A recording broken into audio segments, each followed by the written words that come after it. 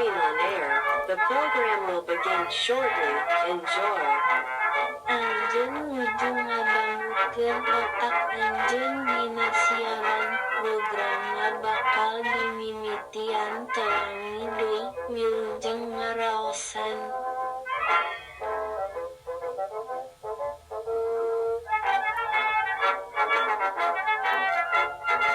Good afternoon, everyone. Welcome to your Brain on Air. I am your host, Ollie Vogt Larson, and New Year, same me, same old show.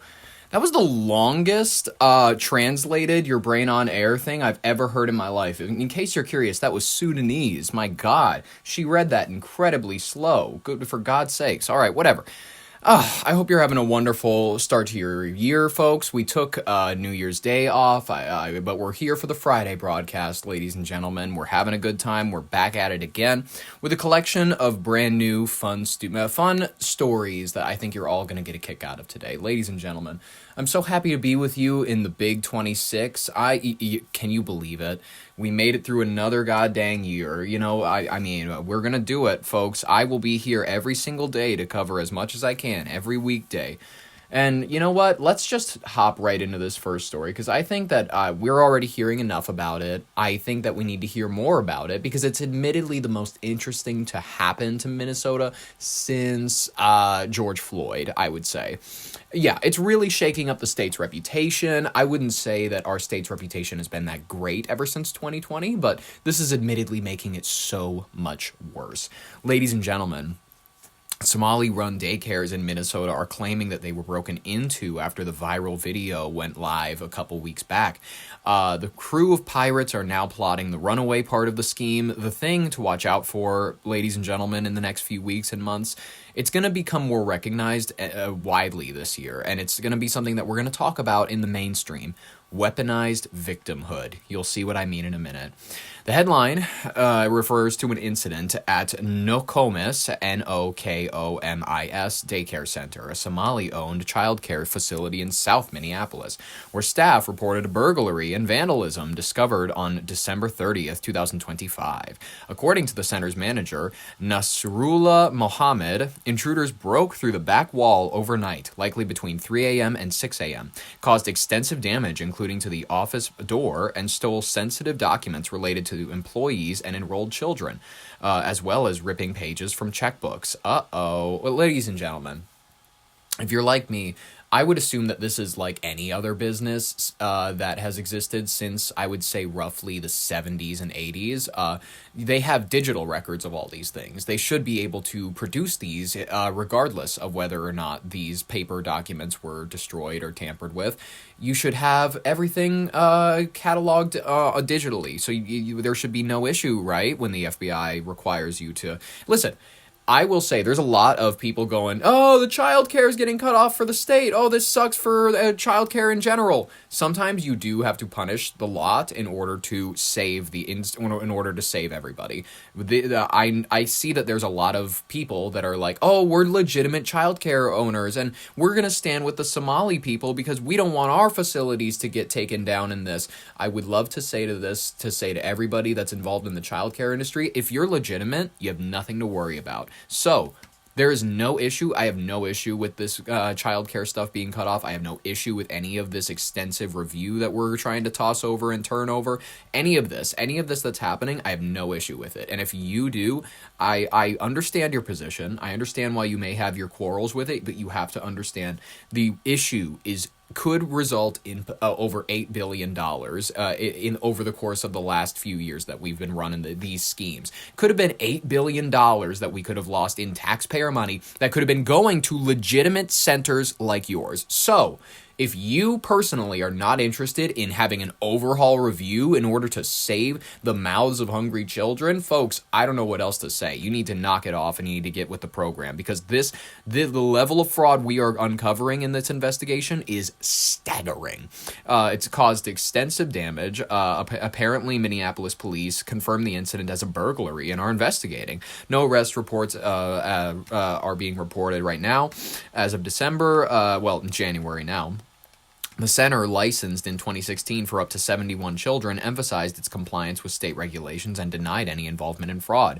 Staff at Nokomis Daycare Center directly linked the break-in to heightened threats and harassment following the 42-minute YouTube video posted shortly after Christmas by Nick Shirley, a self-described independent journalist. With what's it called? In the video, he already has amassed tens of millions of views across many platforms. He visited the doors of nearly a dozen Minneapolis child care centers, many of them Somali-run, and he alleged that they appeared empty or inactive. Many of them did. They were receiving public funds totaling sometimes in the millions, and Mohammed stated that December 31st in a press conference that the facility had received hateful and threatening messages in the days prior, attributing the targeting to the video's spread, which he called false claims, scapegoating the Somali community. The burglary occurred amid intense scrutiny of Minnesota's child care assistance programs, amplified by Shirley's video, and broader ongoing federal investigations into fraud and state social services. The United States Department of Health and Human Services froze all federal child care payments to Minnesota, approximately $185 million annually, shortly after the video went viral, citing the need for audits. This followed years of reported issues, including prior fraud cases in programs like Feeding Our Future, though the state inspectors, some media reports noted no confirmed fraud at the specific centers featured in the video as of late. Recent and unannounced visits are being taken under by the FBI and whatnot. Kash Patel himself is saying that he's allocating forces to migrate home state, which, thanks, I really appreciate it, bud. I hope that we can get a stop on your girlfriend's music tour. That would be awesome. That would be the ultimate service to our people. Community members at the press conference expressed fears of racism and broader impacts on legitimate providers. Somali child care providers and supporters, including parents and organizers, condemned the incident as part of backlash against Minnesota's larger Somali American community, with signs at the press conference reading, "Racism has no place in child care." While fraud investigations continue separate from but intensified by the video, the break-ins have raised concerns about safety, with reports of threats extending to other centers. I'm hoping that's not the case. Listen, I'm hoping that people are going out and taking photos in front of them, because it's a funny incident, ladies and gentlemen. Let's play this clip. I wanna get it right from their mouths. Care center sharing this surveillance video with Fox 9 of what they believe is an attempted break-in. There's a guy in all black with a backpack jolting at the door, and he appears to be alone in this alleyway. Any child care center says it happened just after midnight as they reported it, and they reported it to police. Now, it comes the same night another Somali-run child care center says somebody broke in and vandalized their building. Nokomis Child Care Center says important paperwork was stolen in the process.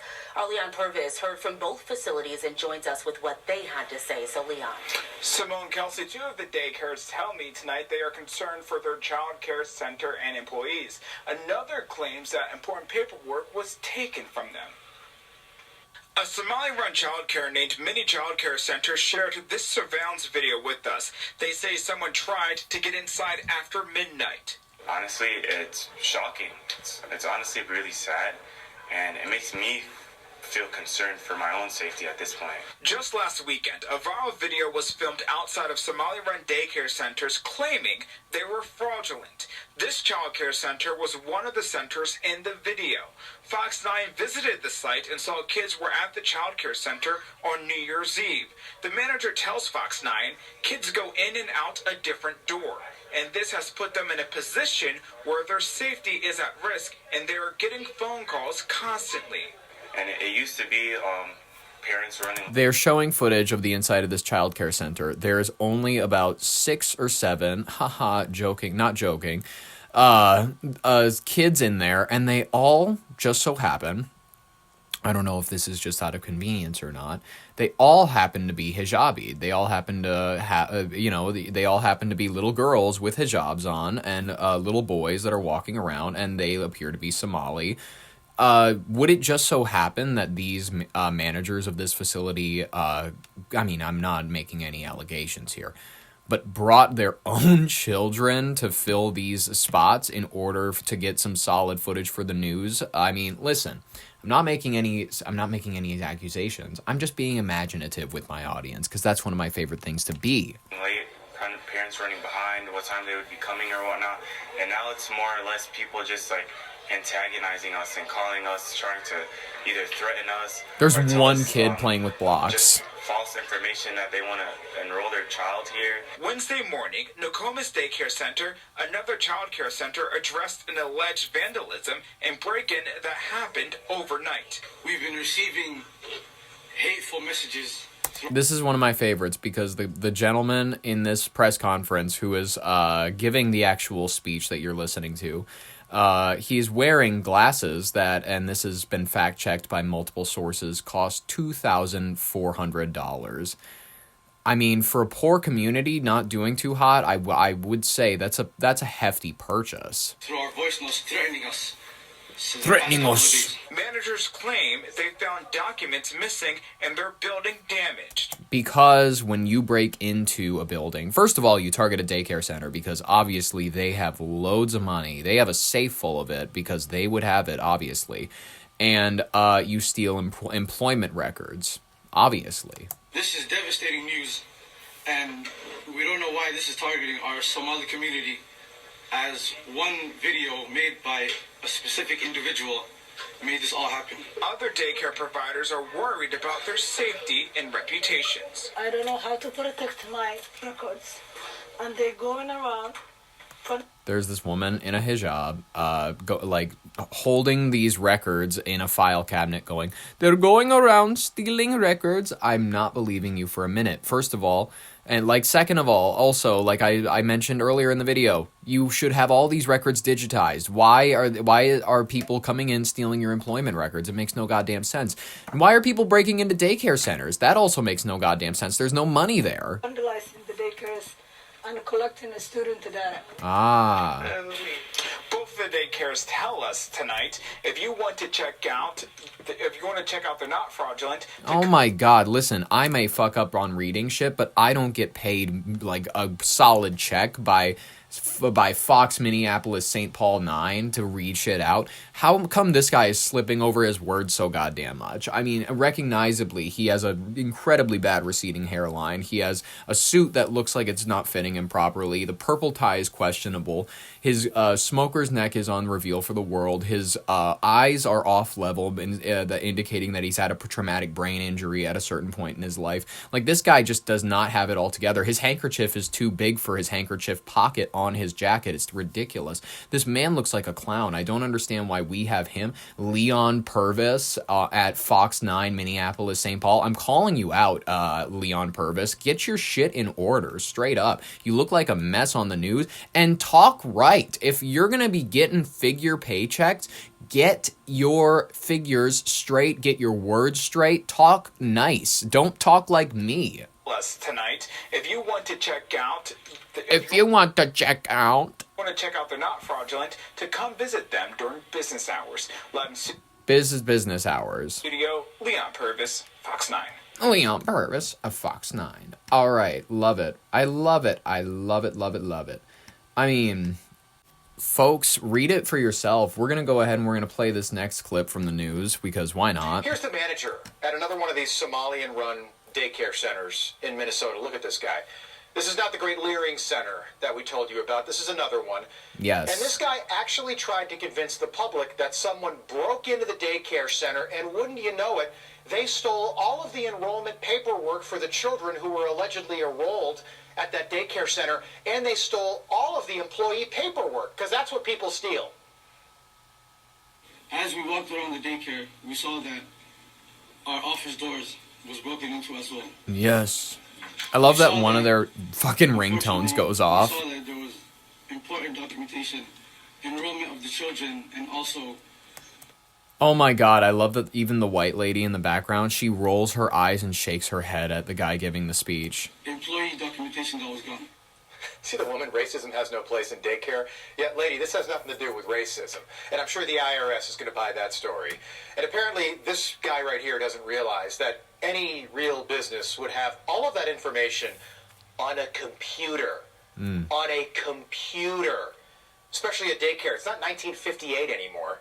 My kids were in daycare. Trust me, the daycare center had more information than you could possibly imagine on me and my wife. Because real daycare centers are tasked with taking care of the most important thing in every single parent's life, and that's their children. After that, he immediately went back to playing the victim because Somalians are the victims. There were also checkbooks that were ripped from our check papers that were ripped from our book. This is devastating news, and we don't know why this is targeting our Somali community, as one video made by a specific individual made this all happen. Oh yeah, you have no idea why this is all happening? Really? I can think of about 9 billion reasons why this is happening.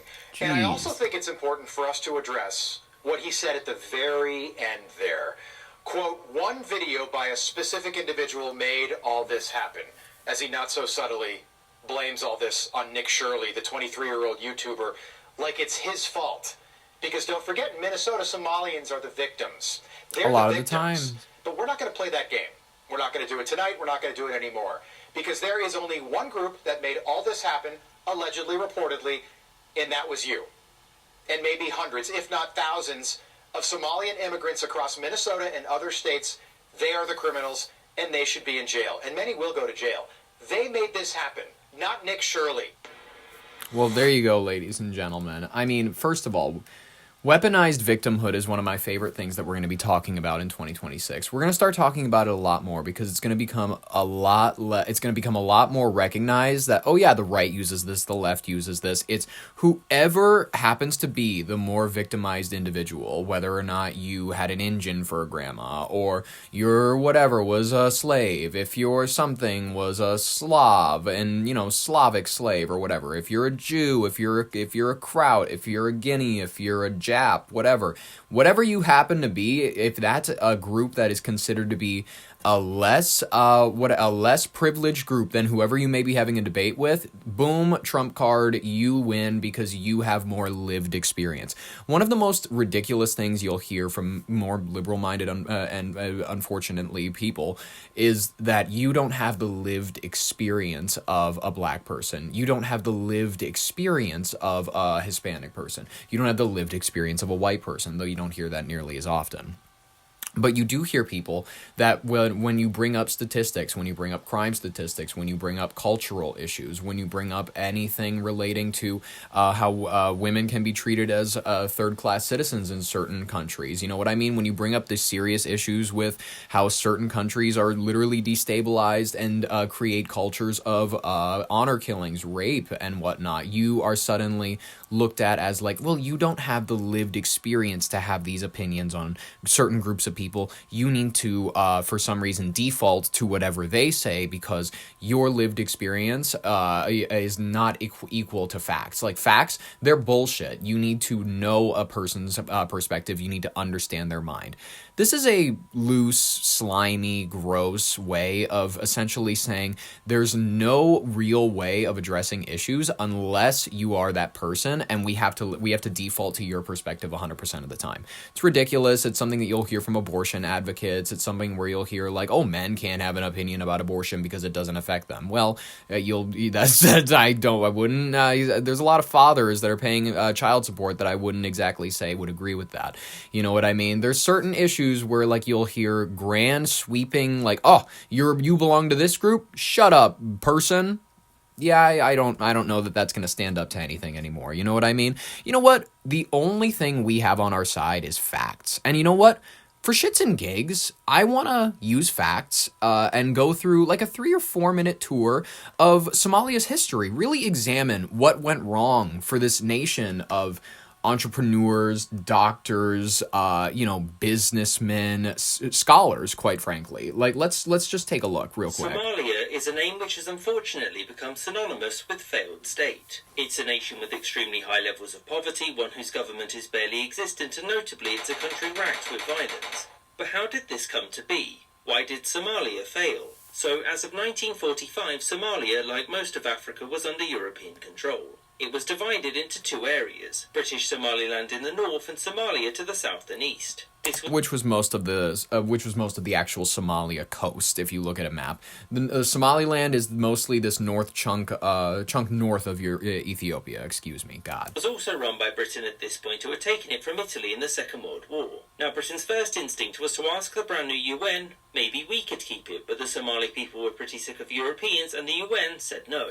And thus, it was run by the British, who allowed for the establishment of political parties, and under orders from the UN, it was passed back to Italy in 1950. On the sole condition that they give it independence within 10 years. And in 1960, both the British and Italian Somalilands were given independence, and very soon afterwards they united into the Somali Republic. At first, the Republic functioned well. The people of Somalia had free elections, freedom of speech, and the economy was growing. However, there were two major issues which plagued the Somali Republic. The first was that politics was dominated by the deeply entrenched clan system, and as a... That's not exactly also an accurate description of their politics in relation to that moment. It was mostly a communistic government. The economy wasn't exploding, more so as it was like government-run camps, things like that. You know, you can talk about farmer reform and how good that is for your population when you're slaughtering literally the people that grow your corn, but whatever. I mean, not corn, obviously. Whatever they have there. The result became fairly partisan, and the second was the idea of Greater Somalia. These lands were home to some and often a majority Somali population, and many in government were divided on whether or not to push for territorial expansion or to simply let things lie. This question wouldn't get answered any time soon, since this was the Cold War, and 1969 meant that it was time for a communist revolution. A man called Mohammed Siad Barre, with the help of some of the army, seized control of the country and began to implement wide-sweeping reforms. Things were going pretty well, right? Well, yes, except for the fact that Bahrain had a clever idea in 1977. Let's invade Ethiopia. Specifically to gain this region called the Ogaden and incorporate it and the Somalis living there Eastern into Somalia Ethiopia. proper. And with the help of the USSR, it would be simple. Or at least that it would have been, barring the fact that the Soviet Union didn't approve and so aided Ethiopia along with a large number of Cuban troops. The war went poorly for Somalia, and by 1978 it had lost, and many Somalis living in eastern Ethiopia fled for Somalia. Within the space of a year, Somalia's population went from just under 4 million to over 5 million. And as you'll have guessed, this caused issues with infrastructure and food supply, and the national humiliation of losing a war caused major discontent in Bahrain's regime. There was an attempted coup and a harsh crackdown that followed, in which Bahrain focused on certain clans. To make matters worse, Somalia's food and water supply had begun to collapse, and so it was reliant on foreign aid, which Bahrain only gave to clans which supported him. Over the course of the 1980s, Somalia grew worse. The economy entered freefall, and Bahrain's government became much more brutal in suppressing any challenge to its authority. This led to growing armed resistance by the sidelined clans, and by 1990, civil war. Most of Somalia fell to the rebels pretty quickly, and by 1991 Bahrain had fled the country, never to return, and also northern lands here declared independence as the Republic of Somaliland. And whilst many clans had put aside their differences to ask Bahrain, now that he was gone, there was nothing keeping them together, and so, civil war. Again. Or still. As you all know, things didn't get much better after this. American and UN intervention did nothing to help, and Somalia's state only got worse. Yep. Law and order had completely broken down, meaning jobs that provided food were no longer safe, and meant controlling aid was the quickest route to power, meaning that Somalia was never given the opportunity to get back on its feet. I hope you enjoyed this episode. Thank you.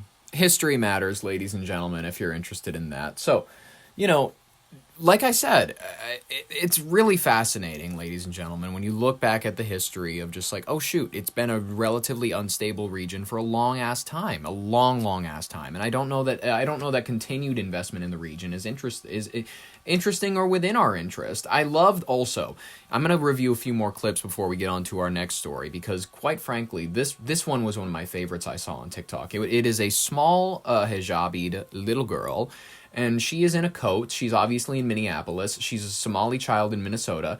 She essentially is saying that we as Somali people should not be considered illegal because this is like stolen land. So I love it. I love that they are sending out their youngest in order to defend themselves, because they realize that the jig is up, so much so that they have to use children as shields. It's very Gazan of them, you know what I mean? Very, very Hamas. This is sick. This is twisted. And by the way, I would love to get this child's vocabulary straight. I understand that she might not have the most familiar experience with American history. Conquered, not stolen, as in they won it. in battle. They successfully took the land and then reserved the native peoples to certain areas. Yeah, that's how it works sometimes. It's stolen. Every land is unfortunately stolen. Every land is conquered. And if you want to talk to the people that were tribally here before us, then they were doing plenty of conquering, plenty of raping, plenty of slaughtering of other tribes. They just were suckier at it and didn't have as good of weapons. You're just mad, unfortunately. And this is the argument that you get a lot from people and nativists and all that. They're really, really mad that they just lost. They're really upset. And this is coming from somebody that, like, talking about, I grew up near White Earth and all that sort of stuff. There is still this very intense feeling of, like, oh, the Indians don't really care that much anymore. You talk to anybody about stolen land, whatever. I get free healthcare from the federal government. I got nothing to bitch about. They give us our own ability to rule over this dirt land, whatever. It's what we got. It's essentially how their attitude is. You know what I mean? It's the attitude of the American Indian. The government has to give them any more. The government gives them plenty. So, like, let me get this straight. You know what I mean? For a people that lost, they've been given quite a lot. Let's be honest. This little girl, let's hear her words directly, because this is just going to be for shits and gigs, guys. Let's just have fun. Support everyone, and because, like, people deserve to be here. Because we shouldn't be illegal when this is literally, like, stolen land. Stolen, I wouldn't agree with that. Conquered, that's correct, yes. Won in the heat of battle. And then eventually conquered more for the gold and the the other shit that they had, unfortunately. That they didn't even know they had, by the way, because they didn't even, by the way, if you want to talk about how grand and great the native population was, they were, sure, and whatnot, but they never made it to the wheel. They never invented the wheel. So let's get honest about certain relative whatevers, you know what I mean? The Iron Age, the Stone Age, whatever, like, how far did they really make it compared to the Eastern world? Let's be honest with each other. And I don't see this, by the way, getting any better. You look at photos and videos of the mayor of Minneapolis. It looks like he's willing to encourage this sort of onslaught of migration from this community. And you know what? If that's his interest, listen, this is like, you watch this level of glazing that he gives Somalia, and you're like, I haven't seen this level of glazing since U.S. politicians glazing Israel. It's such bad glazing. Listen. Well, I'm a little bit busy right now. A few months from now, in the next year, I would very much like to visit Somalia. Thanks, Jacob Fry. This has been something that I would like to do for quite a long time, but to be there with my friends. Your friends. To be there together.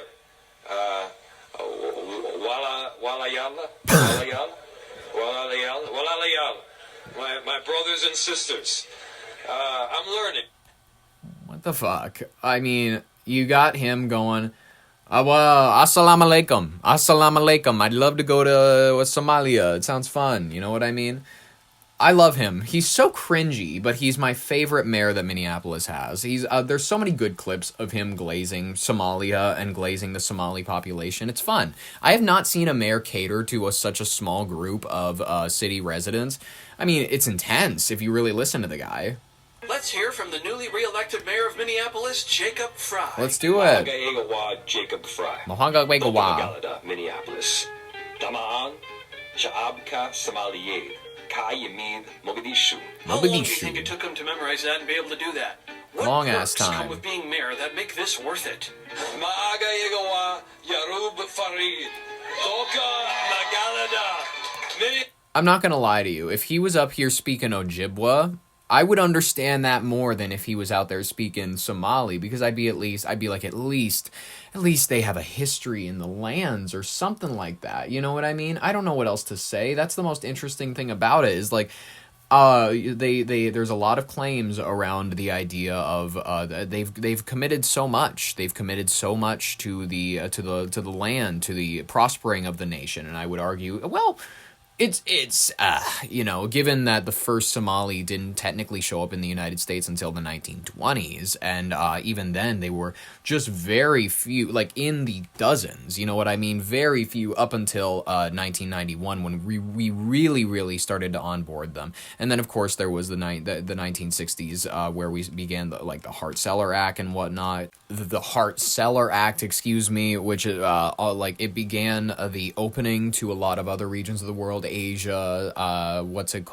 South America, Africa, all these other regions. But even then, you still didn't see very many Somalis coming into the country until they had a civil war and began to tear apart their own country. That's really when you started to see the onboarding of them in such significant high numbers. Why did they choose Minnesota? I'm deeply curious about that. That is one of my most interested things that I like to think about. We got one more video, then we're going to jump ahead into our next story, which will be fun, ladies and gentlemen. Congresswoman Pramila Jayapal recently claimed that immigrants from Somalia built this country, the United States of America. Immigrants have built this country from all over the world, Somalia, India, wherever they're from. It's a strange claim, since the Americas were discovered by Christopher Columbus in 1492, settled by the Virginia Company at Jamestown in 1607, then settled in New England by the Pilgrims on the Mayflower in 1620, founded as a cohesive nation through the Revolutionary War between 1775 and 1783, and governed by the Constitution, which was ratified in 1788, all of which occurred between 132 and 428 years before the first documented Somali arrived in the 1920s. When Somalis did finally make it over here in the 20s, it was not by the millions, or by the thousands, or even by the hundreds. It was by the dozens. Handfuls of sailors, so minuscule that they barely even appear in the historical record. In the 1950s, as Somali territories moved toward independence after decades of colonial government by the British, the French, and the Italians, some Somali students attended American universities. Again, we're talking about a vanishingly small number of Somalis visiting and studying in the United States. Even after the Hart-Celler Act of 1965 radically transformed America's immigration system, inaugurating the policy of mass migration that persists to this day, Somalis still barely came to the United States. In 1969, the Somali Republic collapsed after only 9 years of existence, giving way to the Marxist-Leninist Somali Democratic Republic. Even then, only a minuscule number of Somalis made it to America. By 1990, 1 year before the collapse of the Somali Democratic Republic, fewer than 2,100 Somali natives lived in the United States. That all changed in 1991, when civil war and state failure sent hundreds of thousands of Somalis fleeing. The U.S. had adopted a new policy, welcoming political refugees in 1980, over 2 centuries after the founding of the American nation and 360 years after the landing of the Mayflower in Plymouth Harbor, for those who are keeping count. So, by 2011, nearly 100,000 Somalis had been welcomed into the United States as refugees. What exactly did they build in America? They didn't sign the Declaration of Independence, they didn't build our military, or found any universities, or make any of the discoveries or invent any of the inventions that made America a global superpower and gave us the American century. They weren't even here when all that stuff happened. But that doesn't mean they haven't built anything. When Somalis began arriving in the 1990s and 2000s, they built mosques and Islamic centers and Quranic schools. They opened halal shops and grocery stores that sent remittances back to Somalia. Beyond these legal, or at least semi-legal businesses, a major source of remittances to Somalia has been the American taxpayer. Which has ended up in the hands of Al-Shabaab, but, that's just, it happens, you know what I mean? It happens when you're passing money around, you know what I mean? When you're passing money around another country and whatnot, it's gonna land in the hands of a dictator every now and then, or a terrorist group, or, someone hiding in a hole for whatever reason, because their government wants to lynch them for crimes against humanity. That's gonna happen. I don't understand why everybody's so is so sensitive these days about I don't want to fund terrorist groups. I don't want to fund Al Qaeda. Listen, someone's got to pay for the next big one. You know what I mean? Someone's got to pay for it, and why not funnel the American taxpayer money? Don't we want to pay for our own next big light show? Because the most impressive institution that Somalis have built in the United States is the kind of community group that perpetrated one of the most expansive cases of welfare fraud in American history. Thanks to reporting by Ryan Thorpe and Christopher Rufo at City Journal, we now know that Somali criminals stole billions of dollars in taxpayer dollars during just a single gubernatorial administration in Minnesota alone. Much of that money went straight back to Somalia, with at least some of it ending up in the hands of the Islamic terrorist group Al-Shabaab. According to a 2024 report, remittances from abroad, and especially from the United States, today account for between 30 and 50% of the Somalian economy. In other words, Somalis didn't build America. They've never really contributed anything to America.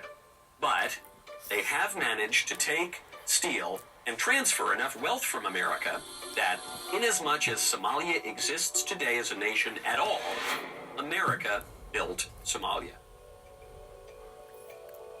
I mean, hot take, right? I mean, that's very interesting. I mean, I would say it's most third world countries that we've had had our little piggy fingers in. We have had major influence in. We've had major building powers over their governments. We've influenced most of Japan's government after we nuked their shit in 1940s. Like, you know what I mean? We influenced it to be very, very Western, and it was great for them. They're not complaining. I don't see it. All right, ladies and gentlemen. I would love to jump right into the next ad. We're going to do this real quick. We're going to read through it, and then we can get into the second story. Are you tired of the same old America? Are you bored with predictable neighborhoods, familiar faces, and a population that actually fits the infrastructure? Say hello to the Hart-Celler Act of 1965, the revolutionary legislation that's been quietly transforming the United States into a vibrant, ever-expanding global village for over 60 years now. Signed with fanfare at the foot of the Statue of Liberty, because nothing says symbolism like promising one thing and delivering another, this masterpiece abolished those pesky national organs quotas that kept things a bit too European for modern tastes. Why settle for modest immigration when you can have unlimited family reunification? One skilled worker or refugee arrives and gets citizenship, and boom, they can sponsor spouses, kids, parents, siblings, and get those siblings to sponsor even more. That's not chain migration, ladies and gentlemen. It's endless family fun. Watch in awe as one immigrant totals into dozens, hundreds, even entire villages over generations. Who needs borders when you have brothers and sisters? You know what I mean? This is results guaranteed. Pre-1965, it was mostly European. Steady numbers, no surprises. Post-1965, over 59 million newcomers and counting, shifting the foreign-born share from 5% to nearly 14%. Asia, Latin America, Africa, diversity delivered fresh to your doorstep. Bonus, unlimited illegal immigration surge that is just an extra little bit of spice. In certain administrations, we will not name names. Critics call it demographic destiny. We call it progress. And the best part, it's still going strong. No expiration date until Congress wakes up and strikes it down. Act now or don't. The wave is coming anyway. Hart-Celler Act because America wasn't crowded enough. Side effects may include cultural enrichment, housing shortages, and endless debates. Consult your senator for details. Ladies and gentlemen, I want to cover this beautiful story. I would say this, folks, very few stories fill me with hope nowadays. Very few stories, I read them and I go, that just makes me feel good about where my country's heading. This is one of them, and I really want to share it with you because I read it and I was like, the people need to hear about this, and we need to get this global. We need to get this in every state, every city, every municipality. Your city should have one of these, because if there's one thing I hate in this world more than anything, and I'm sure you're going to agree with me, it is squatters. Squatters, I would say that the 10th circle of hell is reserved for squatters. Squatters are the most disgusting fucking people I can imagine. Listen, I don't care if I have 10 mansions and they are like the only warm spots for you to sleep during a harsh Massachusetts winter. I don't care. I don't even care if I'm not even sleeping in it that night. I don't want any squatters in my homes. And I feel as though every person here with any land who understands what it's like to own something or feel something tangible that they've worked for in their lives, they don't want to experience that. Whether or not you're a landlord, whether or not you're a homeowner who's just like, maybe you're leaving your home for the winter and you're going to come home and you're going to find a hippie commune living in it. You're going to find a Manson family living in your townhome in your lake home up in Minnesota, up in that little lake that little lake house, whatever. It's going to be raided with a bunch of hillbillies the moment you come back up because you left the key under the rock like everybody thought you would. Ladies and gentlemen, I want to tell you about this. In late December 2025, reports emerged about James Jacobs, a San Francisco-based entrepreneur operating ASAP Squatter Removal, a service offering to evict squatters from properties in Northern California. The company markets itself as the number one squatter removal service with a claimed 95% success rate, targeting property owners frustrated with lengthy legal eviction processes amid California's housing crisis and tenant protections. Because as we know, California has gotten ridiculous with protecting the people who want to sleep in your gutters. Jacob, he promotes the business as a mixed martial artist in combat training with promotional images at the company websites depicting him wielding a samurai sword alongside tactical gear emphasizing preparedness for unpredictable situations, including alleged organized squatter groups.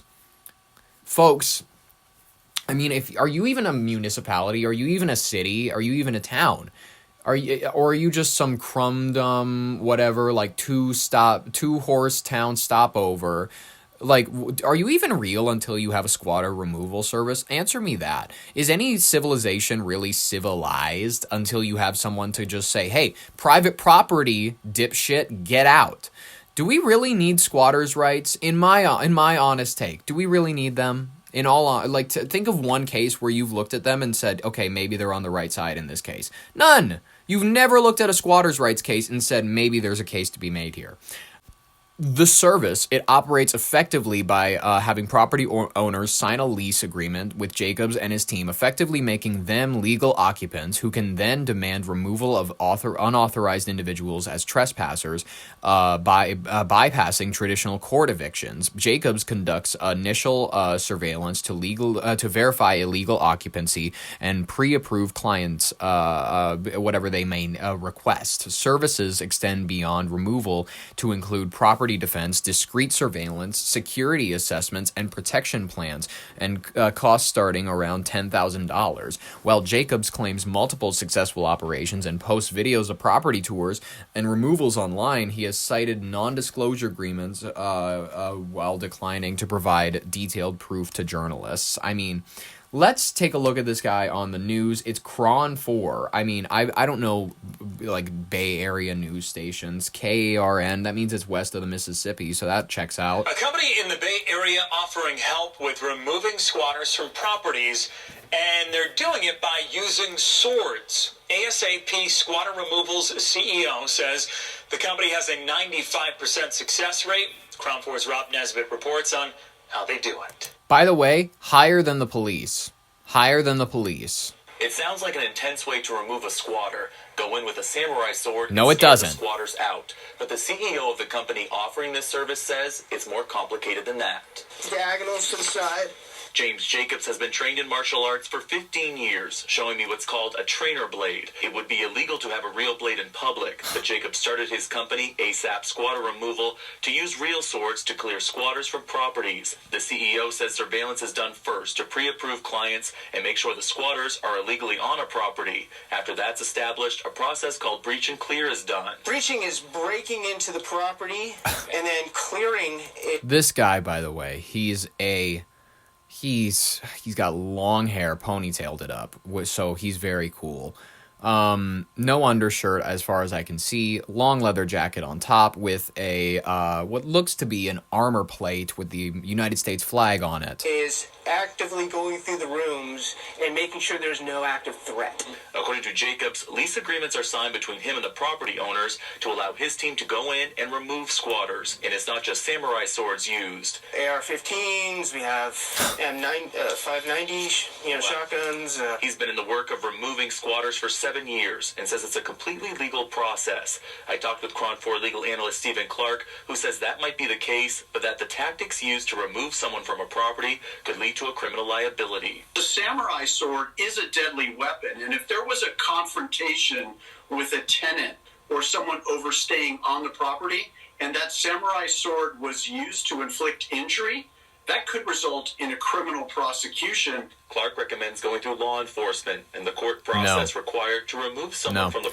No, because the Bay Area homeowners are beginning to realize that the city has abandoned them. They're beginning to realize that the city and the state are not coming to save them. Gavin Newsom is busy making a brand new wine on his vineyard. He's caught up. He's also plotting his run for president in 2028, shortly before, I don't know whoever's going to win. I'm guessing it's going to be Jake Paul.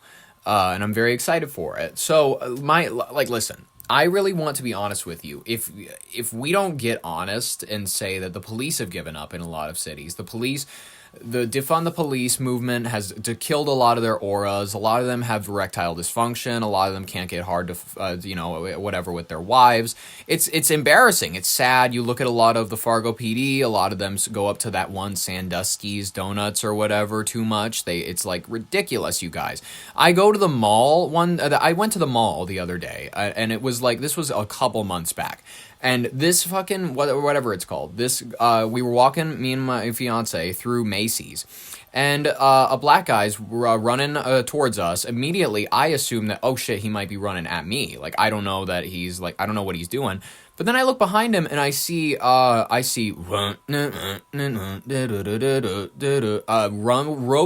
boy, this absolutely curmudgeonly, just big jolly looking guy with glasses and whatnot. He's like in a uniform, so apparently he's the officer, allegedly. It looked like a Halloween costume. And he is waddling, not running, not even jostling his fat little fucking arms in order to get into a brisk walk. He is waddling after this black man who's in a full sprint. He runs by me and my fiance. She's in the aisle section, and he runs by us and whatnot. And we jet off, and we're like, holy shit, that's crazy. And we watch as this guy, about a minute later, because it takes him a second, you know what I mean? Give him a minute. Piggy Pig's on his way. He keeps waddling, and he manages to move his fat little fingers over to his walkie-talkie and goes, "He's heading out the back. He's going out the southeast entrance of blah, blah, blah." And I'm like, oh my god, the fact that they can understand you through the radio static and your cheeks is ridiculous. Listen. If Fargo PD is in such bad condition, I love the fact that the Fargo PD, they had their sheriff go on Facebook and tell everybody about how great of a job they've all been doing, how great a year 2025 was, even though we went chasing Tyreek Jones for a few months. He wasn't even the killer. He wasn't the guy who shot those people on Broadway. 2 of them ended up dying. There's a killer still out there. There's a killer still out on the streets. There's many actually out on the streets. There are many killers out on the streets of Fargo. The homeless population is out of control. There's people sleeping under bridges in parks. I don't know what else to tell you except for you might claim it was a great year, buddy. You might claim it was a fantastic year. You can make whatever claims you want, Fargo PD, but the people will not be lied to, especially when they see Facebook videos of 3 of your officers, 2 men, 1 woman, on one guy. He looks like a little big. He looks like fat, like he might not be able to fight, but he has this long hair and he's in a tank top, and he decks both of your officers. He decks the man, decks the woman, breaks out of both of their grips, and runs away. And by the way, he doesn't get caught. Can you just like be honest with the fact that your cops in particular really need to get their shit under control. Fargo PD, listen here, listen to me. I'm going to tell you how you need to fix your reputation. Everybody put Officer Twink back on your Instagram page. He's the only one that everybody likes. Everybody else is too white. I'm going to be honest with you, too uncomfy. They all act like Mormons. They all act like they've never had sex. They all act like they go to church regularly. Like, he's the only one with personality. He is the only one with interest, intrigue. Officer Twink, Officer Henning, we love him, whatever. Let's be honest. The police have given up in a lot of areas. I would not be surprised until Fargo begins having squatter services removing people, because this will happen. This will happen. The homeless are not going to sit out in the cold all night. They're going to be sleeping in your shed, believe it or not. They're going to be sleeping in a shed.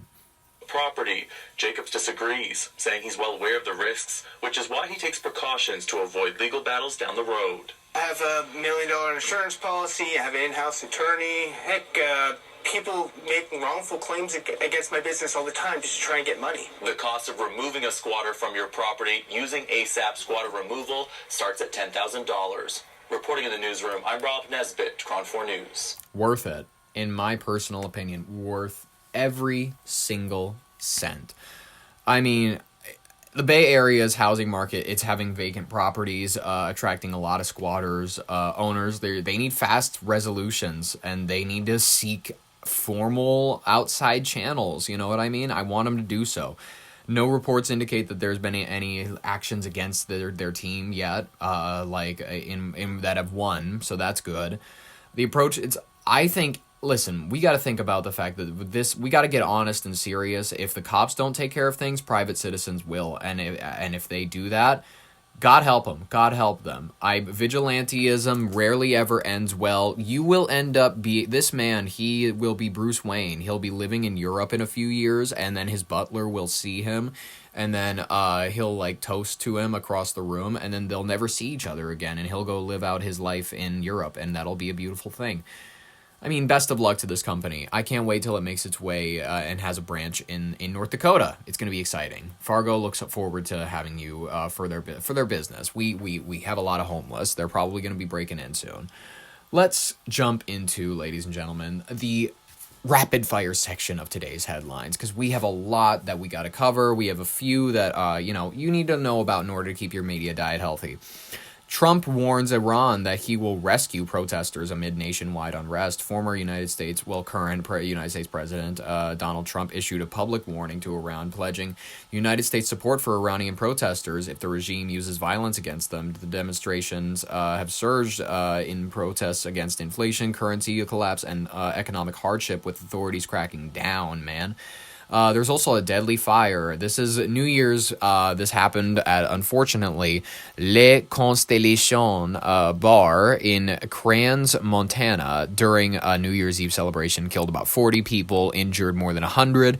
Swiss authorities have launched a major investigation and announced in the days coming that more of the victims' identifications are being found, but also they have found the cause, that, unfortunately, champagne sparklers were being held too close to the ceiling, and that's not, that didn't lead to anything good.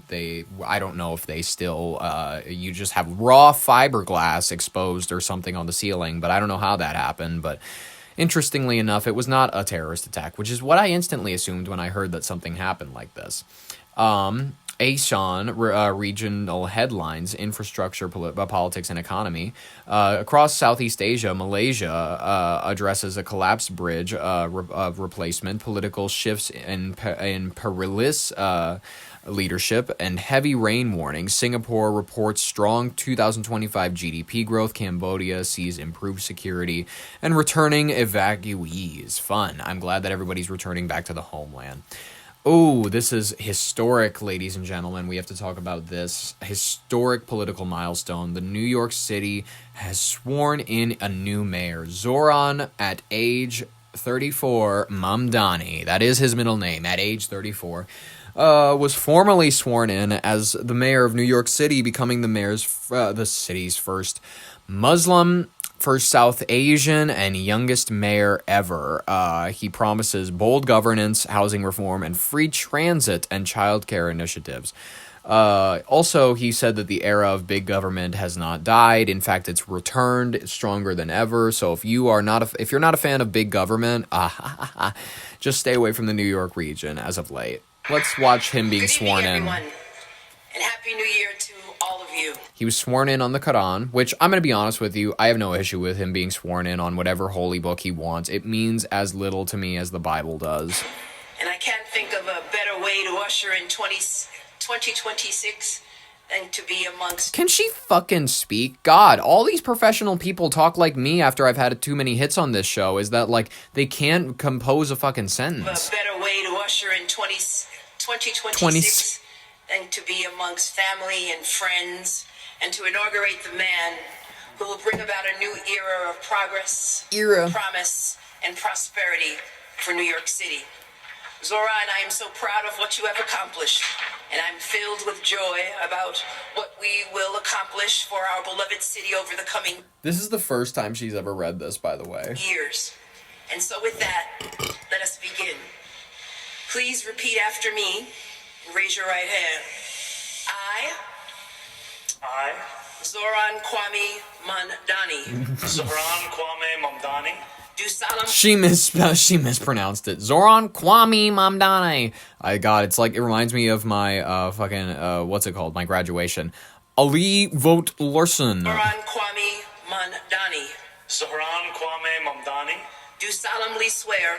Do solemnly swear that I will support the Constitution of the United States. That I will support the Constitution of the United States. The Constitution of the State of New York. The Constitution of the State of New York. And the Charter of the City of New York. And the Charter of the City of New York. And that I will faithfully discharge. And that I will faithfully discharge. The duties of. The duties of. The office of. The office of. The Mayor of the City of New York. The Mayor of the City of New York. According to the best of my ability. According to the best of my ability. So help me God. So help me God. Congratulations, Mr. Mayor.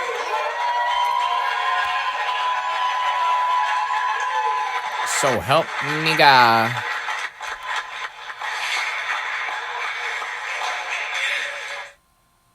There you go. Zoran Mamdani. Do not beg me to subscribe, PBS. Do not. I swear to God. Rising flu hospitalizations. Oh yeah, good luck, New York. I mean, if I ever come to visit, there better be as many tall buildings as I remember there being. I swear to God. Rising flu hospitalizations and public health alerts in the U.S. Midwest. Health officials in Minnesota report rising influenza cases and outbreaks in schools, care facilities contributing to thousands of hospitalizations as flu season intensifies for the first week of January. Don't breathe when you're in these buildings. Economic outlook. Markets enter the 2026 season with optimism and risks. Global markets opened in 2026 with strong investor sentiment after a robust 2025, although risks remain, including a pending 2026 U.S. Supreme Court decision on tariffs, potential Federal Reserve leadership changes, and commodity supply concerns. Very, very fun year to look forward to in the finance industry. India water contamination crisis and other major and local issues, man. A severe water contamination crisis in Indore, India has hospitalized many residents and prompted official investigations, while India's central bank reports a jump in forex reserves and legal bail developments stir political interest. Shite. I mean... Don't drink the water out of the Ganges. That's my best advice. Oh shit, Tommy Lee Jones's daughter Victoria found dead at a San Francisco hotel. What? Why Tommy Lee Jones's daughter? New Year's Day, that sucks. Unfortunate. I don't know what else to say. Best of prayers or whatever that you say. I don't know how you send them off or however. Two-Face was great. He's a very underrated villain. Local U.S. policy debate, paid leave costs, and farm trade pressures. In Minnesota, Republican gubernatorial candidates criticized the state's new paid family leave program as too costly, which, let's be honest, it's pretty accurate. They're expanding the amount of paid leave that you can attain via many different costs. I think it totals up to 20 or 22 weeks out of a 52-week year. Kind of ridiculous when you think about it. I can't wait to see that abused. I can't wait to see how many Minnesotans take advantage of that system. Minnesota, man, live in it if you love getting fucked over tax-wise, if you love getting your money stolen, all that shit. Do that in Minnesota if that's what you like. Head over there because that's where you got to go. Minnesota, what's it called? We also, never mind, actually. I'm not gonna slander Minnesota anymore. I'm not gonna do that. Minnesota, do whatever you want to do. I'm going to talk about our last headline, which is, ladies and gentlemen, Stranger Things, the last episode premiered. It was done. It's over. It's actually done. Everybody has mixed emotions about it, if we're being honest. A lot of people are like, I didn't watch it yet. I've only ever been hearing the TikTok reviews and whatnot. There are some people that really love it as a finale, but have issues with the season as a whole, which maybe... I don't know. That could be the grand take from all of this. I'm hoping the consensus I'm seeing is it's not a Game of Thrones level flop, which is exactly what I was hoping that it wouldn't be. I will say I did find something on social media which I loved, and it was Stranger Things if it was actually filmed in the 1980s, and it was recreating probably my favorite scene from this new season, Will Byers' coming out scene. So let's go ahead and review this. I like bombshell blondes, real centerfold types, double D's or I'm out. But Hopper likes me fine, and I'm brunette and flat as a board. Gross, Mom. Bleach your hair, get implants. It's the 1980s. Aw, yeah, player. I knew you got that dog in you. For real. Yeah, if she isn't a thin, busty platinum in a string bikini, Will Byers don't want her. Fine. More big booty Latinas for the rest of us. The strangest thing of all is for a man to be sexually attracted to other men. I mean, that's how people really talked in the 1980s. None of this, I don't like girls shit. Let's be real here.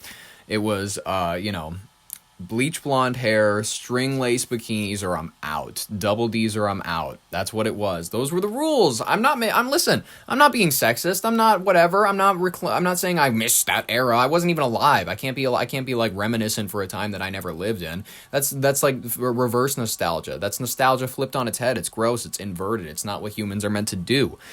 I want to jump into our third story, though, the last one that we're going to cover of the week. I appreciate you listening to this long-ass episode. I appreciate you giving me your time, attention, and I hope that I have given you something out of this broadcast. Something entertaining, something fun to talk about with your family, your friends today. Something fun, something interesting, some fun joke. Let's jump into the last one, because... Iowa, it's one of my goofiest states that I've ever visited, been to, seen bits and pieces of. Only northern Iowa, never any major city. They're always, they just remind me of southern Minnesotans, because that's really the only impression I've gotten of them as people. But apparently they are actually very, I'm not going to say they're mentally compromised. They, let's just say, have new age ideas that wouldn't fly with most other states. In the sense that they have elected maybe the youngest mayor in U.S. history. This is a 20-year-old Iowan, whatever you say. In late 2025, Eva Phipps, a 20-year-old college student, won the mayoral election in Henderson, Iowa, a small Mills County town of about 144 residents, securing a 62% of the vote on November 4th. She was sworn in shortly thereafter, with local media reporting the ceremony around late December or early January 2026. She, Phipps, who had prior public service experience, including serving as a page in the Iowa House of Representatives and participating in the American Legion Auxiliary Girls State Program, describing her candidacy as a last-minute decision encouraged by the city clerk during her routine visit to the city hall. The story gained a lot of attention because she is currently the youngest currently serving mayor in the United States. God, why did I say currently twice? I'm retarded. At the age of 20, potentially the youngest female mayor in United States history. While historical records, they show that the younger mayors have been elected in the past, such as an 18-year-old named Michael Sessions in Michigan in 2005, or Ben Simmons. No confirmed younger active mayors are identified in recent national reporting as of early 2026. Phipps has joined a cluster of unusually young elected officials in Mills County, including a 19-year-old county supervisor and Jack Sayers, and 21-year-old Silver City Mayor Joseph Jaworski. Wow. I mean, I'm not going to say that young blood is bad. I'm not going to say that the youth is always going to be the Hitler youth. When children get involved in politics and women get involved in politics, this was an old saying by like old regionalists and whatnot. They were like, women and children getting involved in politics is when everything falls apart. It's like an old white man's game and whatnot. That's not what I'm saying at all. I'm saying that maybe these kids are, like, listen, I think that this is a John Hughes movie a little bit. I think that this is kind of, this is a little bit of a joke. These kids, they sit up in City Hall late at night and they go, fuck, man, we're the fucking mayor of our own towns. Why don't we let's make all the stop signs yields, or like something like that. I don't know. Let's fuck with these people. And then one of them actually has a heart. One of them actually is like encouraging them not to do shit.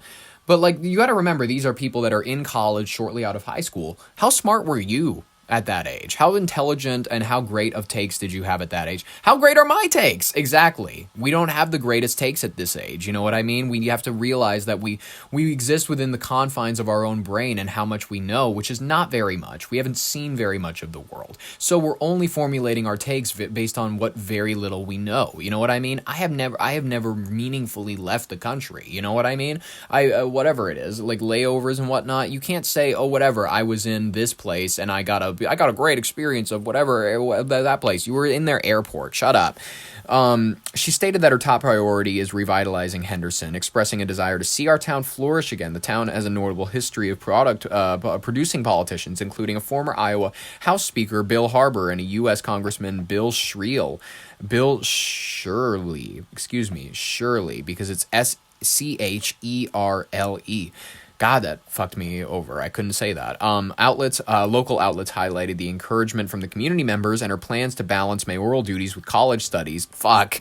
The town is going to fall into disrepair. There's going to be construction sites. Listen, there's going to be construction sites from left and right and whatnot. You're going to be delayed in traffic. There's going to be whatever delays. The fucking electrical grid is going to fall apart because college students, they're stressed enough as is. They do not need literally the keys to the city handed to them at that young, influential age. This girl is probably getting influenced by her boyfriend. Do you really want her boyfriend to be making legislation? Do you really? He's drinking every night. That's disgusting. Honestly. Let's go ahead and I want to watch the actual clip. Maybe if we listen to her speak for herself, she'll come across as more level-headed, reasonable than what I'm assuming she is, which is most college-age women that I know, which is just it's either like, wow, you've actually got a lot of shit figured out, you're really well studied, you're like on your way to a gubernatorial race, you're a professor at this age, whatever, you're on your way to 16 doctorates, whatever. You're either that or you are mentally you relapse into certain behaviors, you're unstable, you you live in certain towns where you can get by every day, you know what I mean?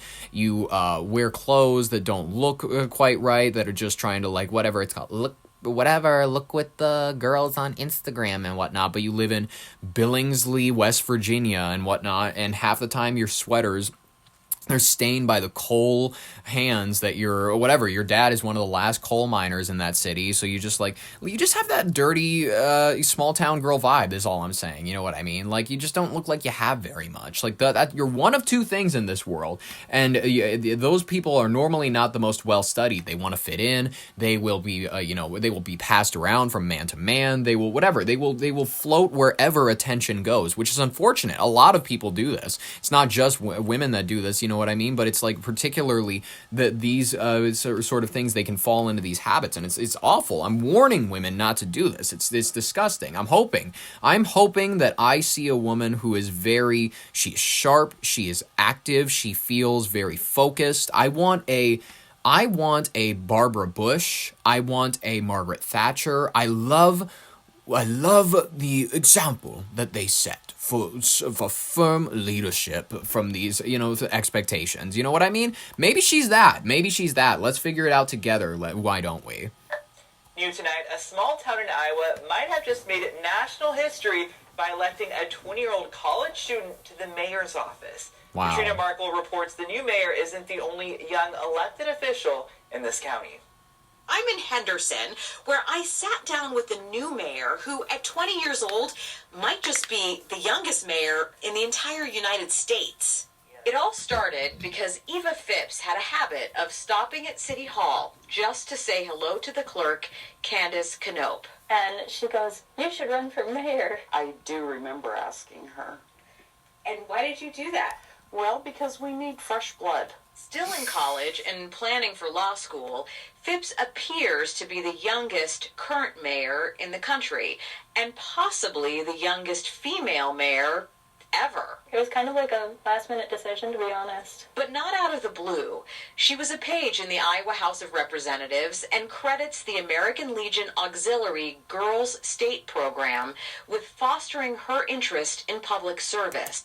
I'm already sold. You have to. I'll tell you why. You have to understand. This woman, it's communicative and women are good at this. They're good at wardrobe subtleties. They will communicate to you sometimes through their clothing. This woman, she features the pants. So listen, some women in politics, they'll do a dress, they'll do a skirt, whatever. This woman does the pants, you know what I mean? She's no nonsense. She looked like she grew up on a farm almost, you know what I mean? She has a little bit of a build to where it's like I feel like she could have beat up kids that were her age when she was 6, you know what I mean?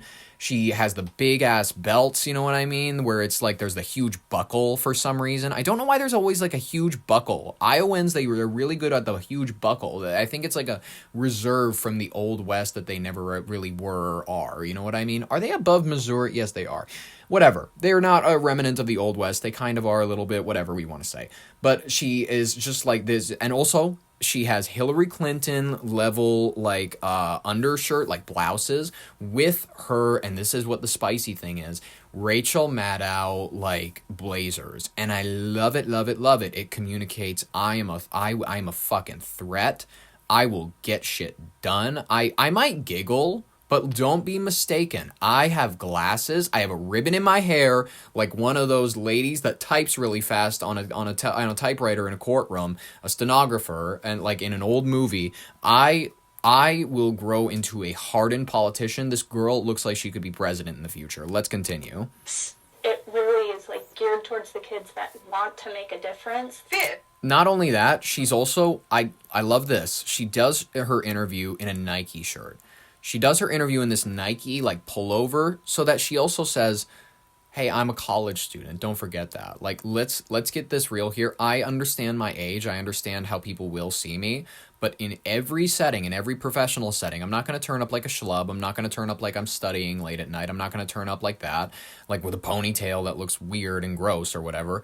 I'm going to show up emblazoned with my Margaret Thatcher inspired Rachel Maddow, Hillary Clinton, pulling from all eras of strong women that were just like seemed destined for great things, except for Hillary Clinton because she, you know, was never president and never will be. President will never will be, unfortunately. Like Parks and Rec, Leslie Knope, she had more of a great ending. She had basically the ending that Hillary Clinton wanted in the end, which is kind of one of America's most hilarious jokes, but whatever. She's recalling all of these eras of powerful women in politics, and I love it. It's cool, but it's relatable. This little slip-in of the Just Do It shirt. Phipps will be working closely with 19-year-old County Supervisor Jack Sayers, also her next-door neighbor, and the 21-year-old Silver City Mayor Joseph Jaworski. She told me she applied to the Legislative Page program because Sayers, also a former page, gave a presentation to her high school class. There was people who inspired me, and I kind of hope that I'd be able to inspire others. Phipps says her top priority will be revitalizing the community of 144 people. And I would love nothing more than to see our town flourish again. The town also has a history of producing successful politicians, including a Speaker of the Iowa House and a U.S. Congressman. Phipps is excited to pick up her gavel and be part of the local political history. You know, we need young blood. We need young blood. And what I hope is that this woman is ready to go kiss the wall in Israel. I hope she is ready to be on certain islands. I hope she is ready for what politics really comes with. Because listen, I Hillary Clinton did not get that close to the presidency for nothing. You know what I mean? She went through a lot of shit. She got cheated on. She likely sacrificed goats in ritualistic ceremonies. She likely did a lot. You know what I mean? And what I'm saying is that you got to be ready to do a lot when you're when you're climbing the ladder of power. And I see in this woman a hard operator who's ready to seize power wherever it is, wherever it lands. So listen here, Phipp. Listen here, Mayor Phipp. I will call you Mayor Phipp.